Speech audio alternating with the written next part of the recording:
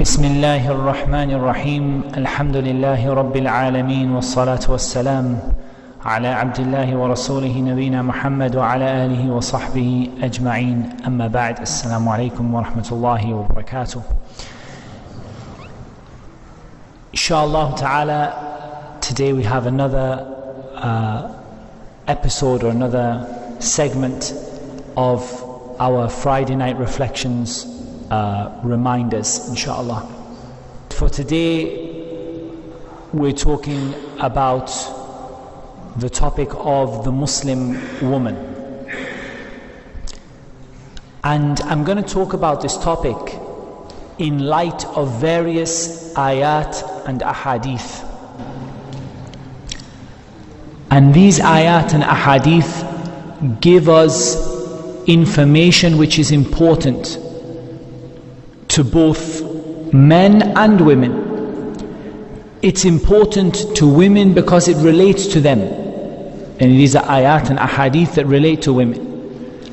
And it's important for men because it helps us to understand how we should treat the women around us and the rulings relating to that. And as a man, you are often responsible for the women folk in your family. For example, you're responsible for your wife, you're responsible for your daughters. In that case, you need to be aware of issues relating to the halal and the haram, and issues relating to advice given to women, so that you are able to exercise your responsibility properly. You're able to fulfill your responsibility as someone who is responsible usually for various women folk in your family. So therefore it's important, very, very important, that you understand issues relating to and advice relating to the Muslim woman, so that you can go and advise your wives and your sisters and your daughters and so on, and for the sisters themselves, so that they can understand some of the responsibilities of the Muslim woman, some of the dangers in this time, some of the things the Prophet ﷺ advised.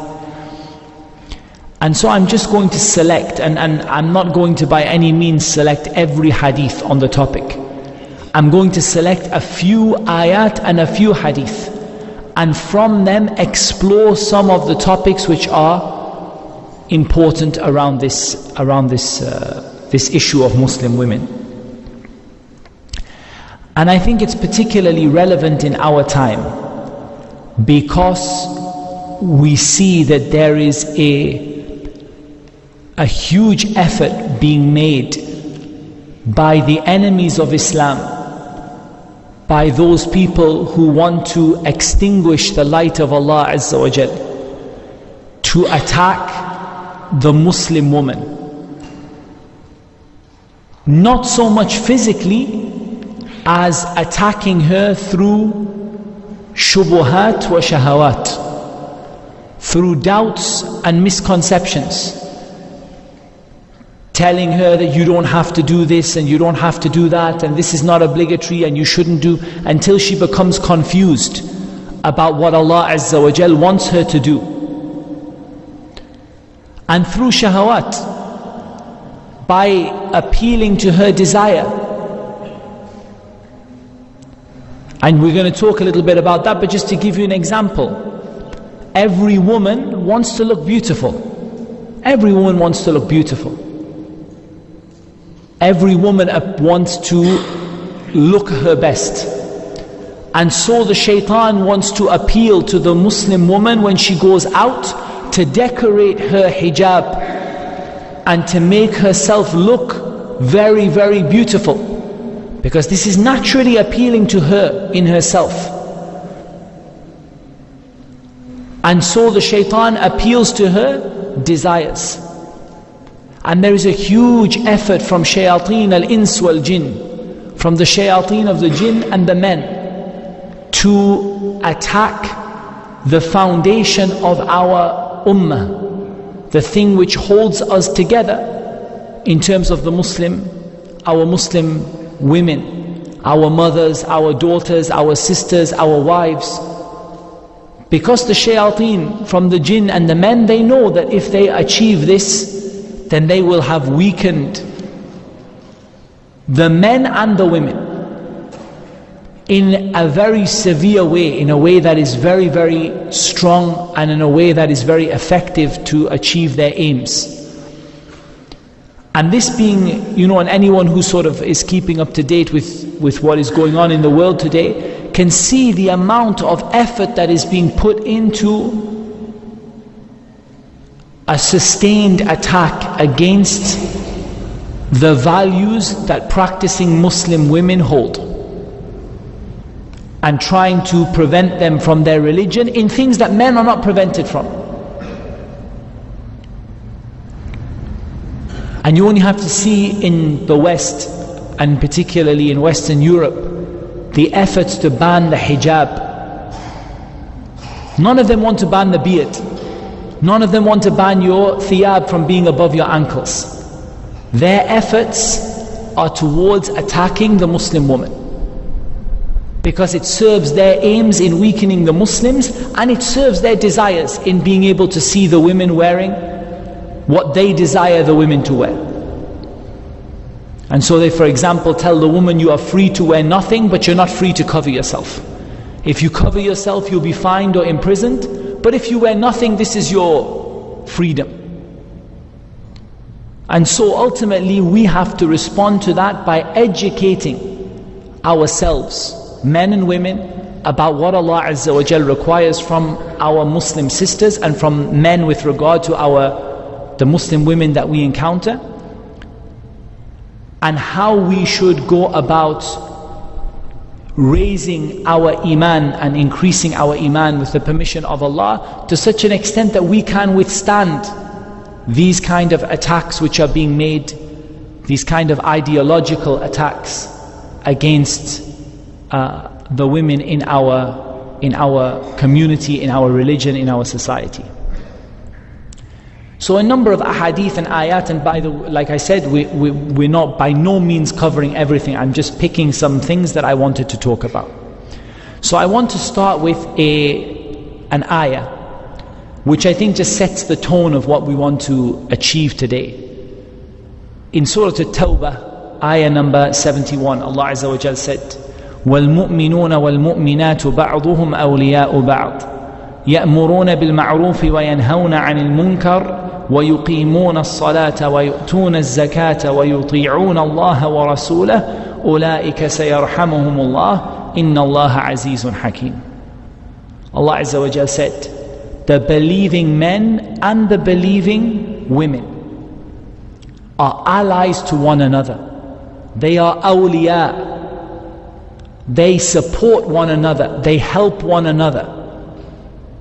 They command that which is good, and they forbid that which is evil, and they perform the prayer, and they give their zakah, and they obey Allah and His Messenger. It is they whom Allah will have mercy upon, and Allah is the Almighty and All-Wise. This for me sets the tone of our mentality in terms of what we want to achieve today, and how we should approach the issue of the Muslim woman. We don't approach the issue of the Muslim woman as a man pointing my finger and sitting on an ivory tower and looking down and saying, you should do this, and you should do this, and you should do this. But from the point of view of helping one another. بَعْضُهُمْ أَوْلِيَاءُ بَعْضٍ. They are helpers, they are the ones who are allies to one another. They tell each other to do what is good. And the women tell the men to do what is good, and the men tell the women to do what is good. And the men tell the women to stop doing what is wrong, and the women tell the men to stop doing what is wrong. And they encourage each other with regard to the prayer and giving the zakah and obeying Allah and His Messenger. And notice how Allah subhanahu wa ta'ala mentioned these things in which men and women are both have a share in doing these actions, in commanding good, in forbidding evil, in performing the prayer, in giving the zakah, in obeying Allah and His Messenger. And notice that Allah Azza wa Jal emphasizes the obedience to Allah and His Messenger. And I don't want any woman who hears this to think that this is a man telling you what to do. This is Allah subhanahu wa ta'ala who is commanding you, and He knows what is best. أَلَا يَعْلَمُ مَنْ خَلَقَ. Doesn't the one who created know? Because again, one of the shubuhat, one of the misconceptions and the evil notions that the non-Muslims put out is they say, why are you letting these men tell you what to do? Take back your freedom, take back your ability to decide for yourself. This is not about a man telling a woman what to do. This is about all of us getting near to Allah Azza wa Jal. Every man and every woman is commanded to obey Allah and obey His Messenger sallallahu alaihi wasallam. Allah is the creator and He knows what will correct His creation. We don't know what's good for us. Wallahi, we don't know what's good for us. We think something is good for us and later on we find it's not good for you. We think that such and such a thing will be beneficial and later on we find it wasn't beneficial. Allah Azza wa Jal knows what is good for us. He knows what will correct us. It's not about men telling women or lecturing to women what they should do. But it's about obedience to Allah Azza wa Jal and all of us encouraging each other to obey Allah. And this removes the shubha, the doubt that why are you listening to a man telling you how to behave? Why are you allowing them to dictate to you what you should and shouldn't be doing?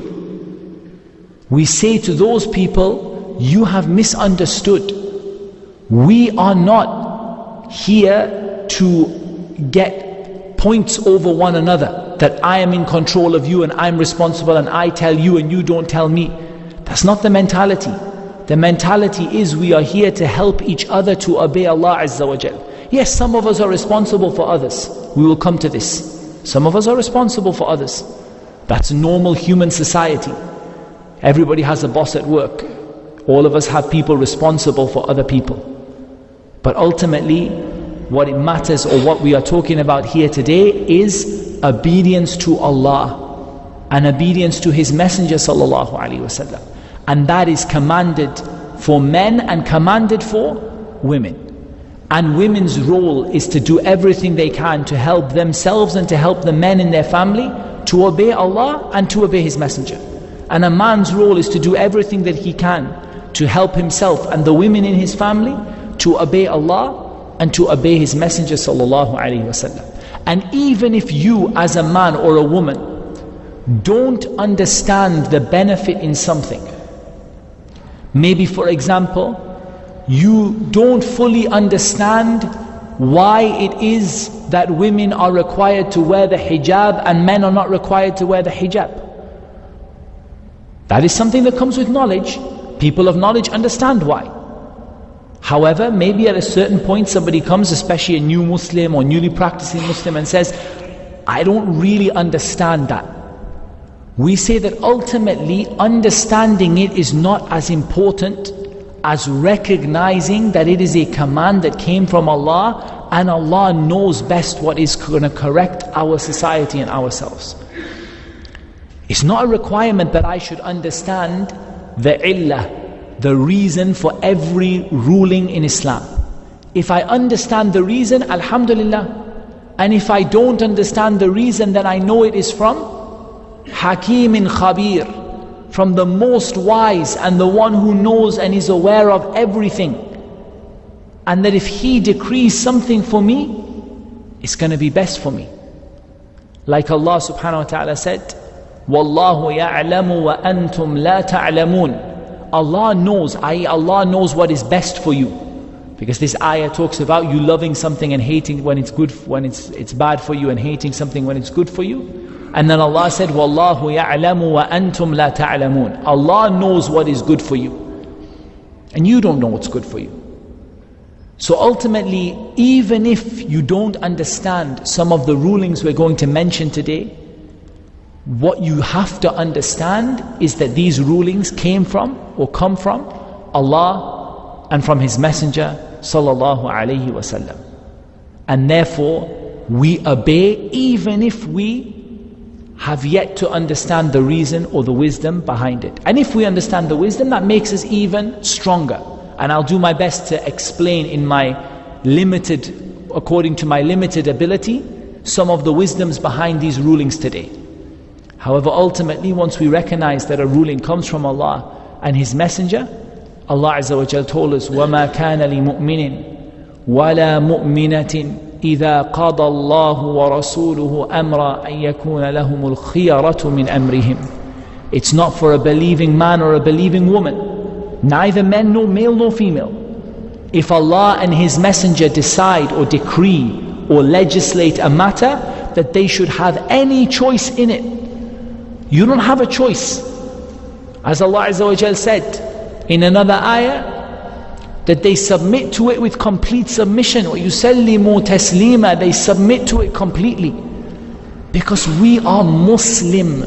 What does the word Muslim mean? Somebody who submits to Allah, male and female. We submit to Allah. Meaning we submit to what Allah has legislated for us in Islam. The rules and the regulations and the laws that Allah has decreed for us in Islam, we submit to them. Because we know that Allah Azza wa Jal knows what is best for us, and we have submitted to Him in Islam. And therefore, when Allah decrees something, we don't have a choice to say, I think, or I believe, or my opinion is, or my position is. None of these words should come from the mouth of a man or a woman who believes in Allah after they are sure that the command came from Allah. You don't have al-khiyarah, you don't have a choice after that. And whoever disobeys Allah and His Messenger has indeed gone far astray. So this is kind of to set the intention behind what we're trying to, or to set an introduction into what we're trying to say. The first ayah in terms of the topic at hand that I want to deal with is an ayah in Surah Ali Imran, ayah number 36. Allah Azza wa Jal is talking about the mother of Maryam alayhi salam, the wife of Imran. And Allah Azza wa Jal said, فَلَمَّا وَضَعَتْهَا قَالَتْ رَبِّ إِنِّي وَضَعْتُهَا أُنْثَى وَاللَّهُ أَعْلَمُ بِمَا وَضَعَتْ وَلَيْسَ الذَّكَرُ كَالْأُنْثَى وَإِنِّي سَمَّيْتُهَا مَرْيَمْ وَإِنِّي أُعِيذُهَا بِكَ وَذُرِّيَّتَهَا مِنَ الشَّيْطَانِ الرَّجِيمِ. Allah Azza wa Jal said, the translation of which is, when she gave birth to her, she said, my Lord, I have given birth to a female. What is the meaning of this? She had sworn to Allah Azza wa Jal that she would offer her child in service to the place of worship. She had promised to Allah Azza wa Jal that she would offer her child in service to the place of worship. She said, رَبِّ إِنِّي نَذَرْتُ لَكَ مَا فِي بَطَنِي مُحَرَّرًا فَتَقَبَّلْ مِنِّي. O Allah, I pledge to you whatever is in my womb as a service for you, as a servant, to be a servant for you. And it seems that this was one of the acts of worship that was within the Sharia of the people who came before us. That a woman could pledge her child in service to the place of worship. What they called the temple or whatever. They could offer their child, and particularly a male child. And she was expecting that child to be a male. And when she gave birth to a female, she said, my Lord, I have given birth to a female. Meaning, this is not what I was expecting. I was expecting to give birth to a boy, and the boy will grow up to be in service of the place of worship. However, when it was a girl, this was more difficult. So she said, I've given birth to a female. And Allah knew better what she had given birth to. And then Allah Azza wa Jal says, and this is the shahid from the ayah that I want, وَلَيْسَ الذَّكَرُ كَالْأُنثَى. Males are not like females. This is the statement of Allah Azza wa Jal. This is not the statement of the wife of Imran. Allah Azza wa Jal said, وَلَيْسَ الذَّكَرُ كَالْأُنثَى. Males are not like females. And this is the first point that we want to put across. That in Islam, men and women have different needs. What we're going to hear in the next ahadith or ayat is that those needs are many times the same. But ultimately, we have to recognize that men and women are not the same. And this is in response to the shubha of Western feminism. And I say Western feminism because not even Eastern feminism fell into this. And this is primarily Western feminism, which is the belief that women should be men. And if you want me to define, I define Western feminism as the belief that a woman should be a man. And that she's not being given her rights until she is a man. And that's not what Islam says. Islam says men and women are different. They're different in creation. They're different in much of their character and temperament. They're different in what Allah Azza wa Jal has obliged them to do in many cases. So we have to learn to love and appreciate those differences, not to fight against them. Because one of the things that the Western feminism is teaching us to do, is particularly teaching our women to do. And bear in mind, not all Western feminism comes from women who are kafirat, who are disbelievers. And some of it sadly comes from women wearing hijab. And perhaps I can tell you that one of the worst and most staunch feminists who caused so much fasad on the earth. And she was in my city in Newcastle, and she caused so much fasad on the earth, so much corruption, and yet she was a Muslim woman. So don't think that all of them, I'm talking about the non-Muslim women, I'm talking about also the Muslim women who unfortunately have fell into the error of serving this cause of Western feminism, of teaching the women that you don't have your rights until you can be a man. But Islam tells you that men and women are different, and we should appreciate and we should learn to love and respect the differences that exist between men and women. And that, interestingly enough, is the position of many Eastern feminists. And I'm not a fan of feminism or whatever the masculine equivalent is in any case. But many feminists from the East said that feminism should be giving the woman the freedom to be a woman. Whereas in the West they said it should be giving the woman freedom to be a man. So even feminists, even staunch feminists among themselves, even some of them say that we should learn to love and respect the differences that exist between men and women. And this is the nature, this is the fitrah, the natural inclination, that men are men and women are women. And it's getting to a crazy degree. What we thought was we thought that the issue had reached its peak in terms of what people would do in terms of this pushing women to be like men. And subhanallah, the issue became much worse in the past years, where now young children are being gender reassigned, and they're having their gender changed when they're small children. Because why? Their teacher tells them, actually, you're not a female, you're a male. And is forcing them to change their gender. And now there is a big push, for example, to remove and in the West, particularly in the United States and somewhat in other countries, to remove male and female bathrooms and to allow males and females that they use the same bathroom, because of this constant push to eradicate any difference between men and women. Whereas Allah Azza wa Jal tells us, وَلَيْسَ الذَّكَرُ كَالْأُنْثَى. Men are not like women, they're not the same, so don't treat them the same. Learn to respect and appreciate the differences that exist between men and between women.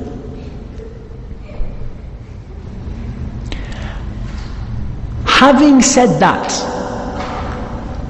my next point is, don't exaggerate these differences.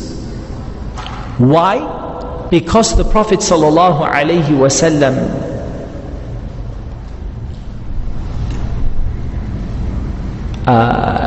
or it is reported that the Prophet sallallahu alaihi wasallam said, إِنَّمَا النِّسَاءُ شَقَائِقُ الرِّجَالِ.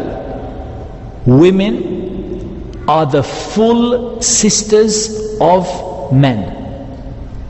In other words, what the scholars take from this hadith is that all of the rulings that apply to men apply to women, except where there is a clear dalil. And when Allah Azza wa Jal says, وَأَقِيمُوا الصَّلَاةَ وَآتُوا الزَّكَاةَ. Those of you who know Arabic, aqimu is the masculine plural. And all you men perform the prayer. However, the masculine plural in Arabic encompasses the feminine as well. But we want to establish a principle here. Everything in the Quran is targeted at men and women equally, except where there is a clear dalil. And sometimes there's a clear evidence. Allah subhanahu wa ta'ala speaks directly to the men, or speaks directly to the women, or uses the feminine plural, or it relates to an issue that only affects women, or an issue that only affects men. However, the vast majority of the Quran and the Sunnah is aimed at men and women equally, because women are the full sisters of men. Shaqa'iqur rijal. And they're not like, like some lower second class citizen, like that is just like the outcast or the offcast, like the waste product. They are the full sisters of men, and the rulings of Islam apply to them as they apply to men. So when Allah Azza wa Jal commands you to say, وَقُلْ رَبِّ زِدْنِي عِلْمًا, O my Lord, increase me in knowledge, this applies to women and it applies to men. When Allah Azza wa Jal says, وَأَقِيمُوا الصَّلَاةَ وَآتُوا الزَّكَاةَ, perform the prayer and give the zakah, this applies to women and it applies to men. When Allah Azza wa Jal says, يَا أَيُّهَا النَّاسُ اعْبُدُوا رَبَّكُمْ, O mankind, worship your Lord, this applies to women and it applies to men. When Allah Azza wa Jal promises you Jannat, تَجْرِي مِن تَحْتِهَا الْأَنْهَارِ, paradise under which rivers flow, gardens under which rivers flow, this applies to women and it applies to men. The only thing that doesn't apply to one gender apart from the other is when there is an evidence to restrict it to a particular gender. And there are some issues that are restricted to particular genders in Islam. There are some things that are unique to men and some things that are unique to women. But in general, the rulings that are given to men are the same rulings that are given to women. And this is the balance in Islam. It's beautiful, it's a balance. Islam says, look, men and women mostly need the same things. And so the commands that are given to men and women are the same. But when there is a need to be different, because they are different from one another, then Islam will give a different ruling for men and a different ruling for women. But the basic principle, the underlying fundamental principle is An-nisa'u shaqa'iqur rijal. women are the full counterparts, the full sisters, and the fully, all of the laws of Islam apply to them fully as they apply to men, unless there is an evidence to restrict it to one or to the other. And now we move on to an ayah in Surah An-Nisa, and I think this ayah is probably one of the most important things that we're going to talk about today. And if you understand it correctly, it destroys almost all of the shubuhat that are spread around the Muslim woman, and almost all of the attacks that are spread against the Muslim woman to push her away from Islam. It's ayah number 32 in Surah An-Nisa. Allah Azza wa Jal said, وَلَا تَتَمَنَّوْا مَا فَضَّلَ اللَّهُ بِهِ بَعْضَكُمْ عَلَى بَعْضٍ لِلرِّجَالِ نَصِيبٌ مِّمَّا اكْتَسَبُوا وَلِلنِّسَاءِ نَصِيبٌ مِّمَّا اكْتَسَبْنَ وَاسْأَلُوا اللَّهَ مِنْ فَضْلِهِ إِنَّ اللَّهَ كَانَ بِكُلِّ شَيْءٍ عَلِيمًا. Allah Azza wa Jal said, do not seek that which Allah has preferred some of you in over others. So point number one, Allah has preferred many of His creation over other people in His creation in many different things. Let me take a not non-controversial, but a less controversial issue and talk about lineage. Does anyone doubt that the best lineage is Bani Hashim? And that the best lineage moving out further is Quraysh? And that the best lineage moving out further are the Arabs? There's no doubt about this. Allah has preferred people from Bani Hashim over people who are not from Bani Hashim in lineage. I'm not from Bani Hashim, I'm not from Quraysh, nor am I from the Arabs. I should not be upset that Allah Azza wa Jal has preferred them over me in that particular aspect. That does not mean that everyone from Bani Hashim will be above everyone else in Jannah. Rather, some of Bani Hashim are in the lowest of Jahannam. As Allah Azza wa Jal said, تَبَّتْ يَدَا أَبِي لَهَبٍ وَتَبٍّ. And Abu Lahab, who is among the worst of the people of Jahannam, is from the best of the people in lineage. You almost cannot get anybody closer to the Prophet ﷺ in lineage. So there are things which Allah has preferred some of us over as opposed to others. For example, in strength, Allah subhanahu wa ta'ala told us, the Prophet ﷺ said, المؤمن القوي خير وأحب إلى الله من المؤمن الضعيف وفي كل خير. The strong believer is better and more beloved to Allah than the weak believer. And yes, the hadith primarily talks about strength of determination and strength of iman and other things. However, the hadith also encompasses physical strength.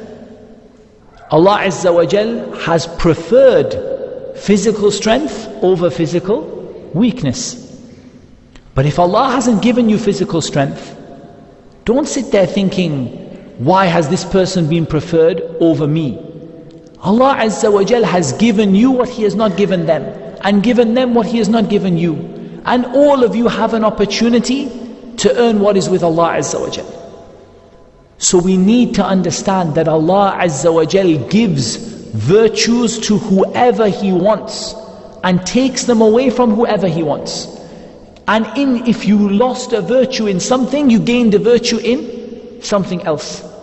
Maybe you are not from Quraysh, but maybe your manners and your etiquettes and your character is better than many of the people who are from Quraysh.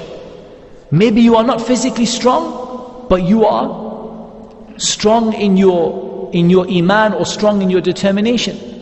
Maybe you are not wealthy, but you have the ability to, for example, give sadaqah in other ways. You are a person who finds it easy to do the dhikr of Allah. Allah Azza wa Jal has preferred some of us over others in different things. All of us, men, women, adults, children, Allah Azza wa Jal has preferred many of us over others. And this is something we need to get used to and not fight against. And a woman could fight and say, and this ayah is related specifically regarding the men and the women. The women could, the woman, she could say, but why has Allah done this? Why has Allah given this to the men? Why has Allah given authority over me to the men? But Allah subhanahu wa ta'ala has given you what He has not given to many of the men. Allah subhanahu wa ta'ala has given to some of us what He has not given to others in many things, many things. So we have to recognize that, and we have to appreciate that Allah subhanahu wa ta'ala has given some virtues to some people over others. And we should not be seeking out, why have I not been given this? And this is the first sign of illness, sickness in the hearts. When you look at what Allah has given somebody else and you say, why have I not been given this? I should have been put in authority. I should be the one in charge. I should be the one who's been given this. I should be the one from this lineage. I should be the one with this power. I should be the one with this wealth. Respect the fact that Allah has given every person what is suited to them. And don't try to wrestle it from somebody else. Then Allah Azza wa Jal says specifically regarding men and women, men have a share of what they have earned, and women have a share of what they have earned. And so if Allah has preferred men over women in a particular aspect like authority, if Allah has preferred men over women in a particular thing like authority, then do not fear, because the chance of reward is equal. The chance of attaining paradise is equal. There will be women who are far above us in paradise, qat'an, yani guaranteed without any doubt. Like the wives of the Prophet sallallahu alaihi wasallam, and the pious women mentioned in the Quran like Maryam alayhi salam, and Asiya, and others. Ultimately, they will be far above our level in paradise without any doubt. We don't have any doubt in this whatsoever. And they have been promised paradise by Allah Azza wa Jal. So the fact that they were women and the fact that men had authority over them did not stop them from earning the highest part of paradise. So why should we be worried about what differences we have between us in the dunya when our chance to earn reward is the same? Men have a chance to earn reward, women have a chance to earn reward. They may earn reward in different ways. A woman may earn reward by obeying her husband. A man may earn reward by being gentle to his wife. But ultimately your opportunities are there for men and are there for women. And that's what really matters. Equal opportunities for paradise. That's what really matters. And they always talk about equal opportunities for men and women. But what really matters is equal opportunities for paradise, not equal opportunities in the dunya. Because Allah Azza wa Jal has preferred some of us over others in the dunya. Many of us over others. There are people far more knowledgeable than me. Allah has preferred them over me in the dunya. Everyone has a chance to earn paradise. Men, women, rich, poor, whatever you are, however Allah has given you strong, weak, whether you are from the best lineage or the worst lineage, Allah Azza wa Jal has given you an opportunity to earn paradise. And that's what really matters in terms of equality between men and women. That we've been given an opportunity, all of us, to earn paradise. If it were the case that Allah Azza wa Jal said, all of the men are in the higher parts of paradise, and all of the women are in the lowest parts of paradise, then this would be dhulm. This would be oppressive. This would be unequal. This would be unfair. But as for Allah Azza wa Jal saying, men, you're responsible for women in this dunya, but your wife may be far above you in Jannah, and maybe you will be raised up in paradise as a gift to her because of her iman. She may be far above you in Jannah. She may be far more beloved to Allah than you are. She may be from the awliya of Allah, from the beloved servants of Allah, and you may be from, the minimum standard of the Muslims. It doesn't matter that you've been given a degree of authority over her in this dunya. What matters is that you have the opportunity and the chance to earn reward from Allah subhanahu wa ta'ala and to earn paradise.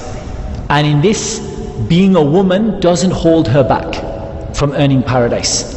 And being a man doesn't hold you back. And being a non-Arab doesn't hold you back from earning paradise. So don't worry about the things that Allah has said, this is better than this, or this is preferred over this, or this is responsible for this, or this one is in charge of this one. None of this matters. What matters is the opportunity to earn paradise. And ultimately all of us are servants of Allah. All of us are servants of Allah. Whatever stage you reach of being in control of, half of the world, you are still Abdullah. You are still a servant of Allah Azza wa Jalla. And you're still required to obey Allah and obey His Messenger, and you still put your forehead on the ground in submission to Allah Azza wa Jalla.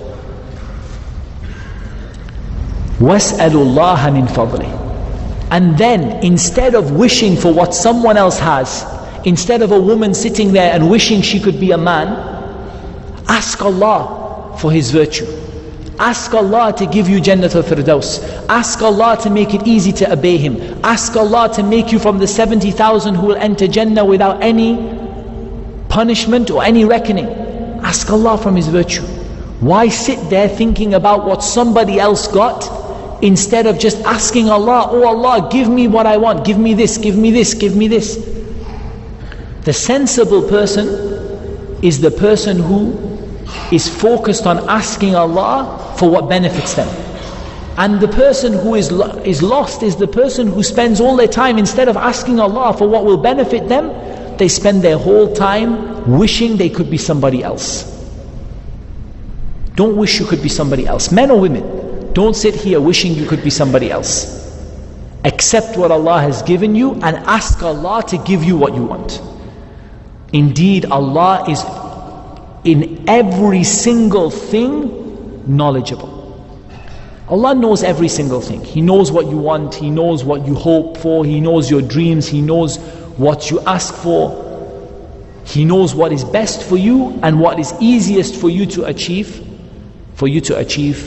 paradise.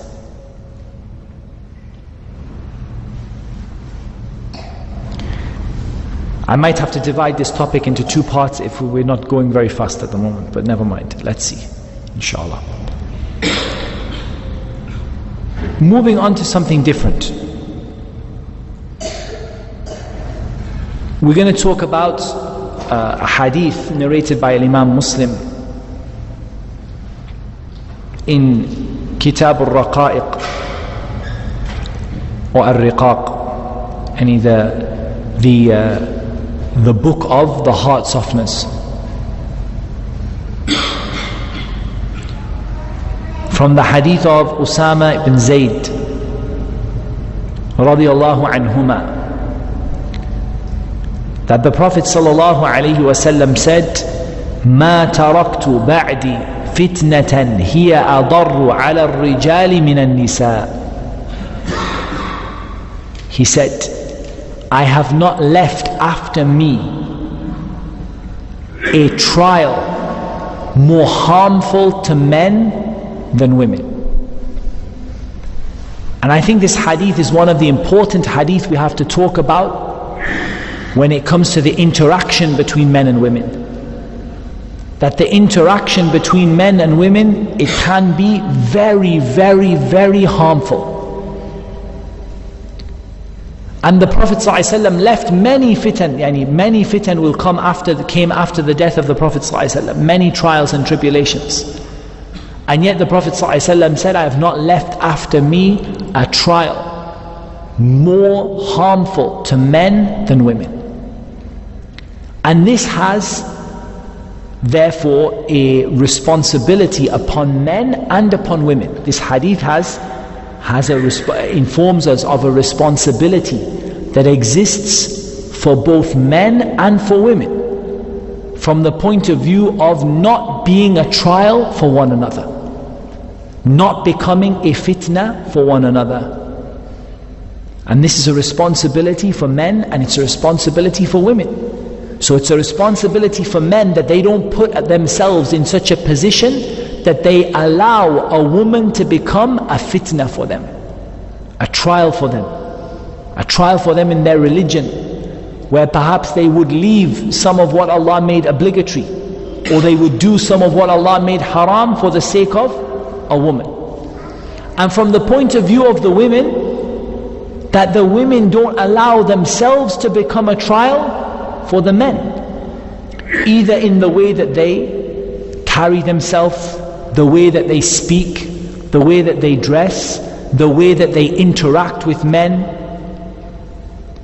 So men and women have a responsibility about this hadith. This hadith is not a criticism of women.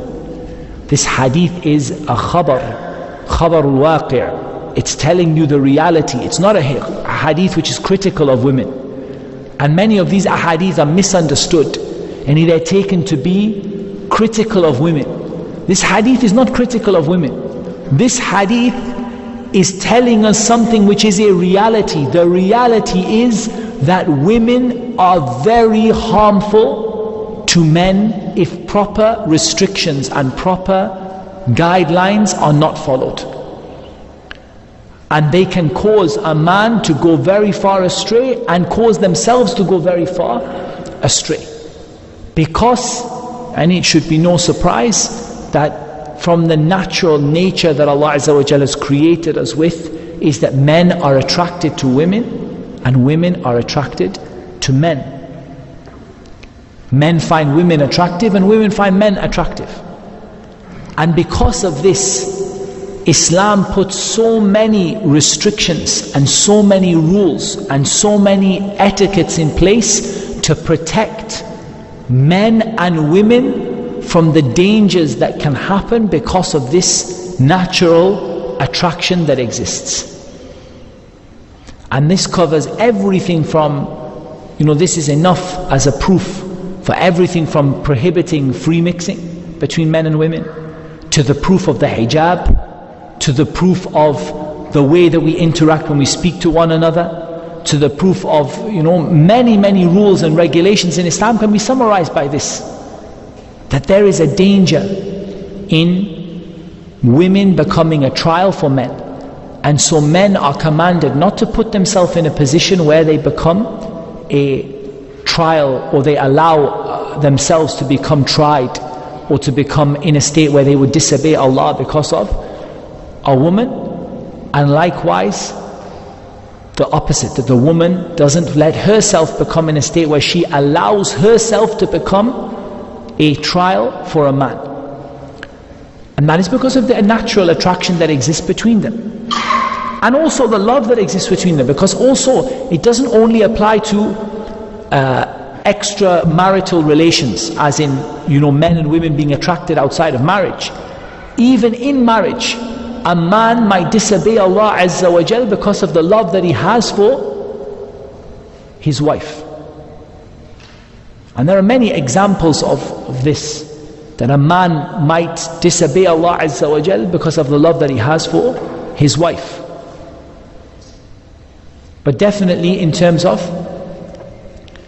the history of mankind and the nature of mankind, you can see the trial that exists between men and women, and that Islam put so many sensible restrictions in place to make sure that these things do not become a problem, and they do not harm either the men in the society or either the women in the society. And so there are a few things that we wanted to talk about in this regard. One is the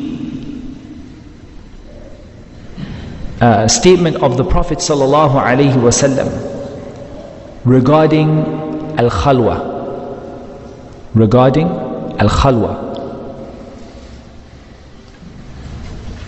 لا يخلون رجل بامرأة إلا كان ثالثهما الشيطان.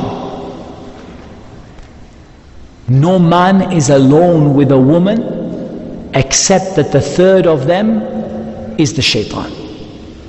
No man is alone with a woman except that the third of them is the shaitan.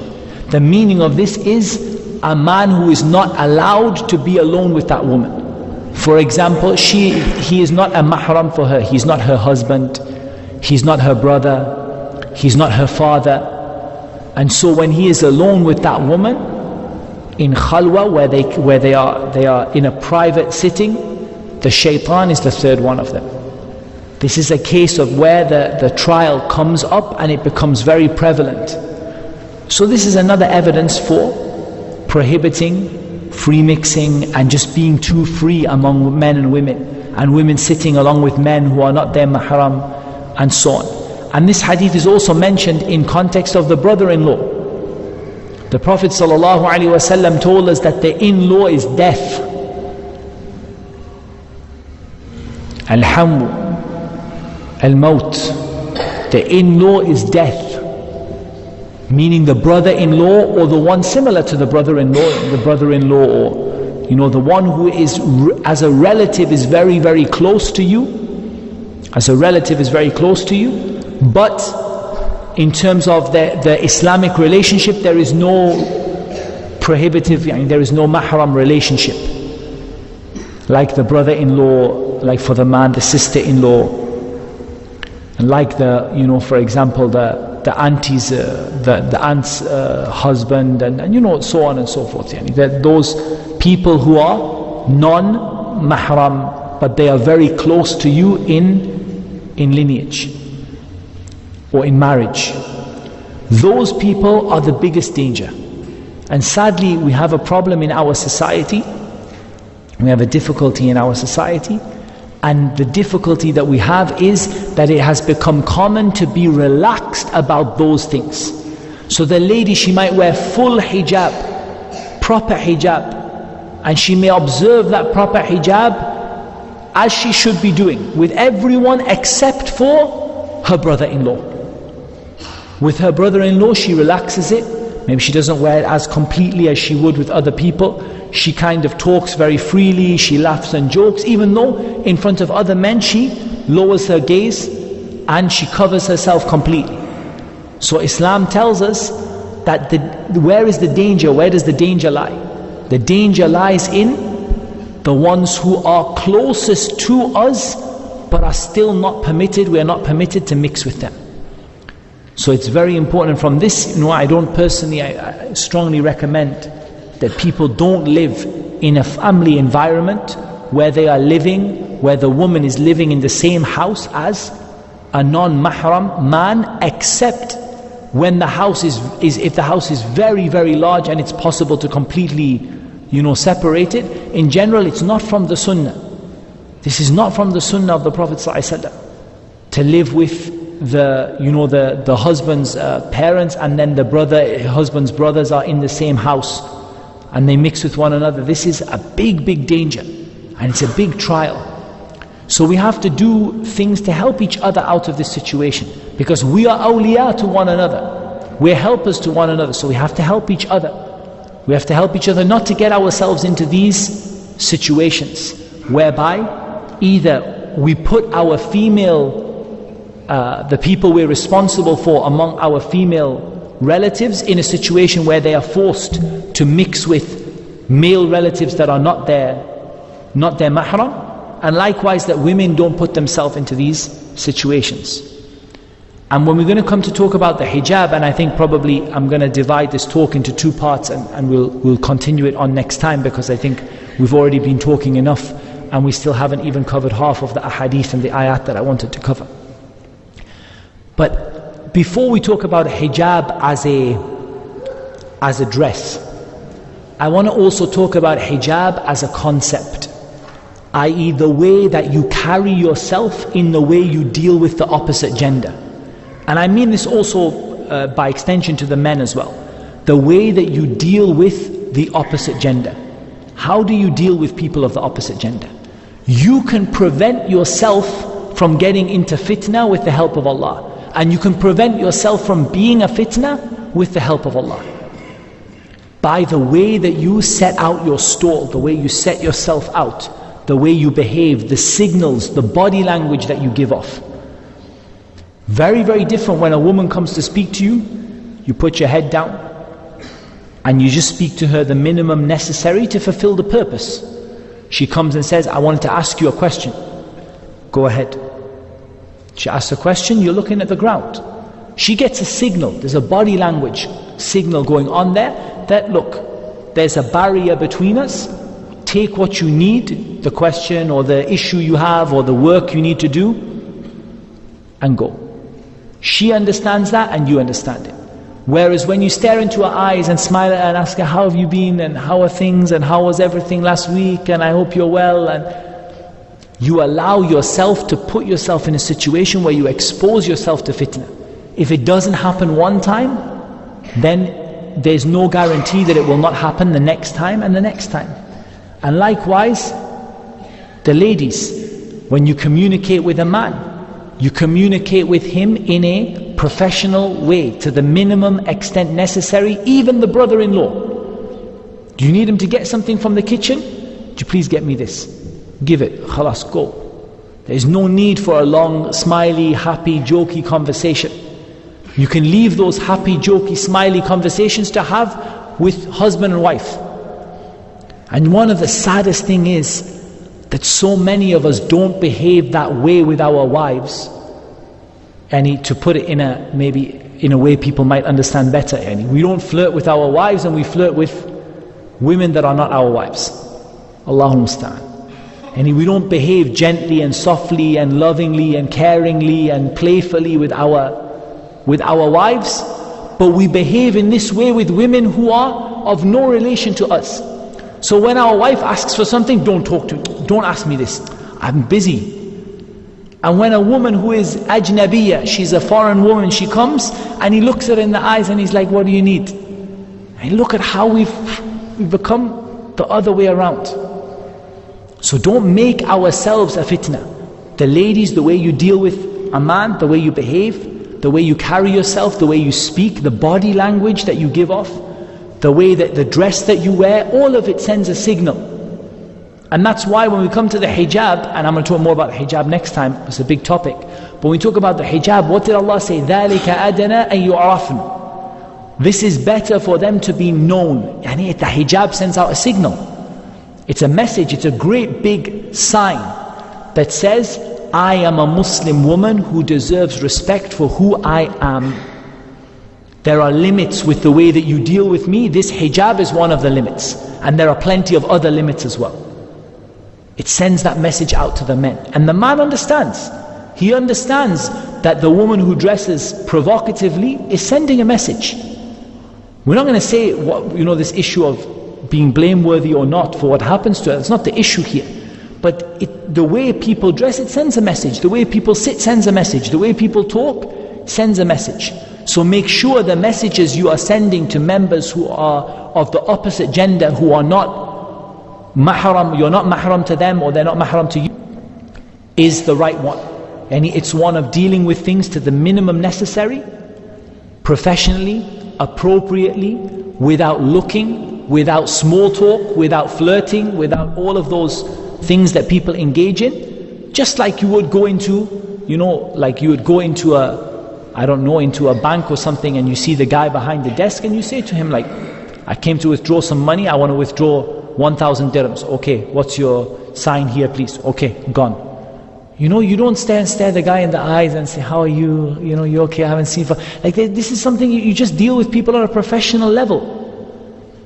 And that's the way that you need to make sure that the interaction happens between people who are of the opposite gender, and leave the romantic behavior and the playfulness and between the husband and between the wife, and leave your kind of friendliness and kindness to the women who you are their mahram. And likewise the same goes for the sisters. So this is just a few points, to be honest, I don't know if there's anything else that I wanted to deal with. No, I think there are 3 or 4 points. There is only one point that I'm going to mention left, and that is hadith of Aisha radiallahu anha. I'm going to quote the hadith from Sahih Muslim, although it's in other books of hadith as well. And it's a long hadith, but at the end of the hadith, something very, very beautiful that Aisha radiallahu anha said. She said, نِعْمَ النِّسَاءُ نِسَاءُ الْأَنصَارِ لَمْ يَكُنْ يَمْنَعُهُنَّ الْحَيَاءُ أَنْ يَتَفَقَّهْنَ فِي الدِّينِ. She said, how wonderful are the women of the Ansar. They do not allow their haya to stop them from learning their religion. And this tells us something really nice. It tells us that men and women are required to have haya. Because Aisha mentioned the haya of the woman. But not only women, the Prophet ﷺ had the most haya of any person, the most shyness and modesty of any person. He was more shy than the virgin bride. And the Prophet ﷺ was very, very shy and very modest. And likewise, women are commanded to have haya. Haya is something beautiful. When Allah Azza wa Jalla spoke about the 2 women who one of them married Musa alayhi salam, that she came tamshi ala istihya, walking in a way of shyness. And shyness in a woman is something beautiful. Modesty in a man and in a woman. But modesty and shyness should not prevent you from seeking knowledge in Islam. Seeking knowledge in Islam, there is no shyness when it comes to seeking knowledge in Islam. Or shyness has its place in terms of the way you ask a question, you can ask with shyness, etc. But shyness should never prevent you from knowledge that you need. And this purpose of this gathering today, and inshallah we're going to continue it, when we continue it, we have to talk about the hijab, and we have to talk about our behavior towards the way we treat our women folk, and lots of things we have yet to talk about. But what I wanted to explain, what I want to finish on today, is this idea that our women, for them to achieve the paradise that they're striving for, they need to have knowledge. And we need to make a very high priority for our sisters in Islam to learn their religion. And if you look at the examples, and perhaps the best example is the example of our mother Aisha radiallahu anha. The Prophet ﷺ said that the superiority of Aisha over the rest of the women is like the superiority of tharid over the rest of food. Tharid is like when you have like bread and gravy, something like that, and you mix in together. It's a very beautiful, very, very beautiful and very beneficial food. Why was Aisha superior over the rest of the women? Because of the knowledge that she had. Aisha radiallahu anha has, in terms of the number of hadith, the 4th largest number of hadith out of all of the men and women of the companions. Yani out of all of the men and women of the companions, only 3 people narrated more hadith than Aisha radiallahu anha. Likewise in fatawa, in giving fatawa, in giving verdicts, only 3 people from the companions issued more verdicts than Aisha. Aisha, she used to give fatawa. She was a big scholar from among the scholars of the companions, from the major scholars of the companions. This is what we want our women to aspire to be. And we have to get the most out of our sisters in Islam, and for them to get the most out of themselves, and for us to protect them and us from the evil which comes to us from every direction, from the east and the west. To do this, we have to do it with knowledge. We have to inspire our sisters to learn their religion, like Aisha radiallahu anha did. And there's no doubt that we are suffering a drought and a famine as it relates to women seeking knowledge, sadly. And generally, subhanallah, women were known in the past among the Salaf for seeking knowledge in an amazing way, especially in ilm al-hadith, the science of hadith. It was known that women excelled in the science of hadith. I don't know why, but it is a fact that women excelled in the past in the science of hadith and in many other Islamic sciences. And I'm not saying there are none of them available or around today. There are, they do exist. However, the numbers are much smaller than we would like them to be. We would like to inspire many of our sisters in Islam to become scholars in Islam, to become people of knowledge, to become a resource that the other women go back to. Like Aisha radiallahu anha became a resource that the women would go back to for their fatwa, for their needs, for their questions, for their teaching them their religion.